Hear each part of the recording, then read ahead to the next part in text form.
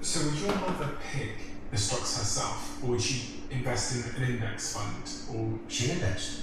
she's okay? Even back then, they didn't have ETFs, but they had mutual funds that said their only stock in this mutual fund it doesn't have any debt and pays dividends, whatever. They were very rudimentary back then.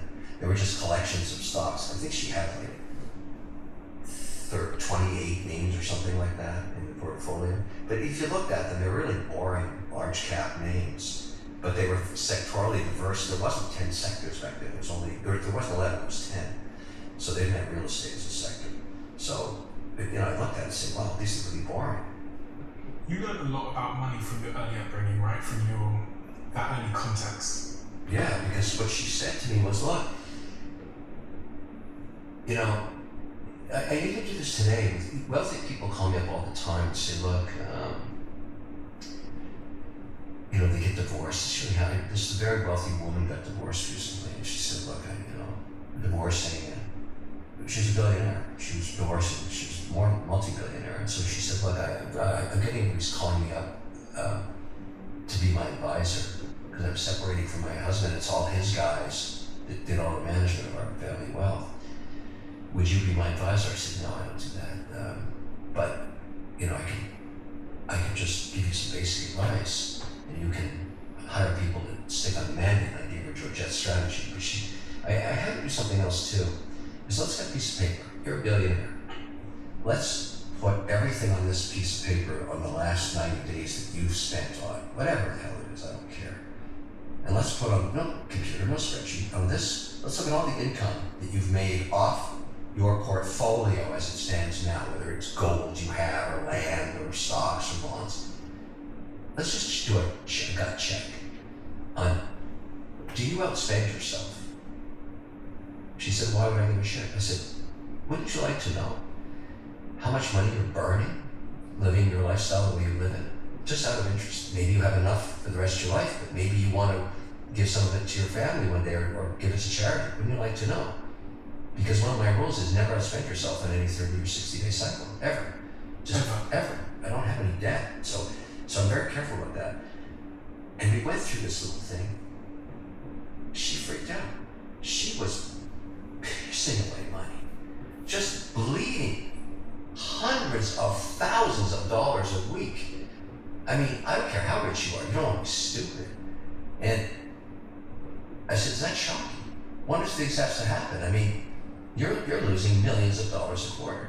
Like, why? Why?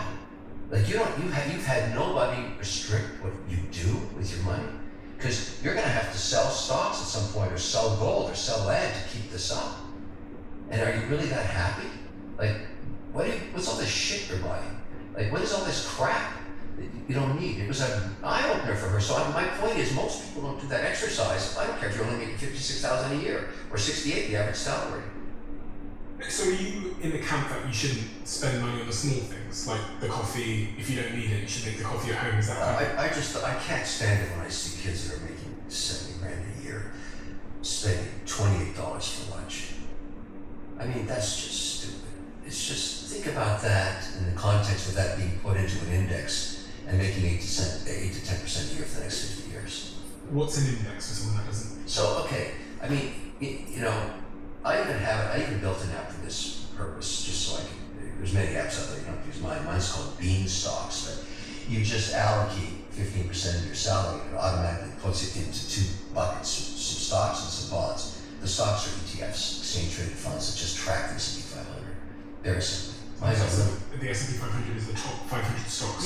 Yeah, so it's just, people tell me, I can beat the S&P, I can pick stocks. They're so full of crap. Not over a long period they can. So it's better, you might as well just own ETFs. I have a version of the S&P that I designed with other people that strips out all the crappy balance sheets. But that's just me. You can just buy the index that you want, the ETF. And then you pay low fees, and over time it appreciates. And then if you buy some treasury bills or fixed income, you get that. You should have less of those when you're young and more than when you're older, just diversification. But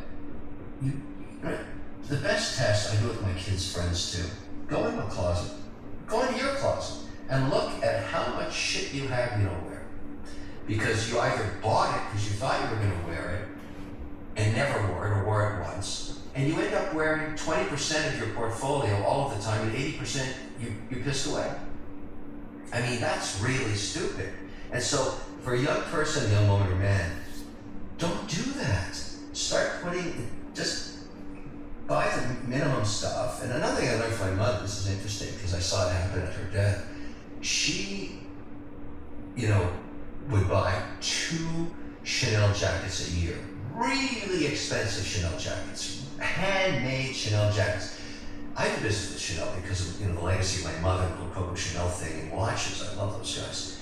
And her theory was this will never get old. And it never did. A classic vintage Chanel jacket from the 50s that's well kept is worth a fortune today. The classic, it still wears beautifully. They're so well made. So she wouldn't buy crap. She'd buy really good stuff, but just small amounts of it. Over the years, she built up this portfolio of amazing clothing. And when she died, the women in our family had a catfight over her portfolio. Unbelievable. Is that in part why you have so many watches? I've noticed you have a watch on either wrist right now. Yeah, I'm pretty big in watches. I mean, but watches to me, every piece I have marks something in my life that was important. A deal, a child, graduation, something. Every piece. I've got a lot of watches. How many have you got? I don't need to say anymore because of the insurance policy I have. I got a lot. Do you invest in? You're talking about your mother's investing strategy. One of the things you said is she invested in dividend stocks. Yes. What is a dividend stock, and should I be investing in dividend stocks? Yeah, I mean, a company, if it's profitable and it's operating, its business plan is working, and it's growing market share, at some point says, I'm going to distribute some of the success of our profits to our shareholders. That's a dividend. And so they send that cash to you, and you can either redeploy it in other ways or live off it or whatever.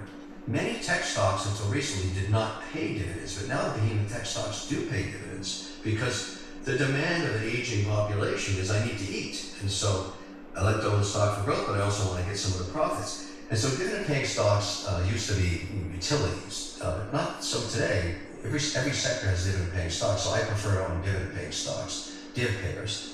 And then I also own fixed income products. I also own crypto now, and I own alternative assets like gold and watches. My watch collection has actually done quite well, even though it's been a correction. There's volatility, but I have some watches that I bought for $200,000 worth over $1 million today. Crypto. So, are you still bullish on crypto as an investment? I am actually. People get crypto confused with its real potential.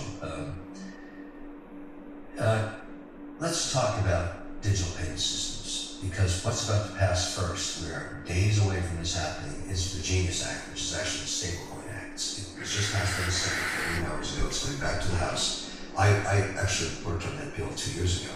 So if that bill passes, it's really nothing to do with speculating on crypto. It's a new form of payment.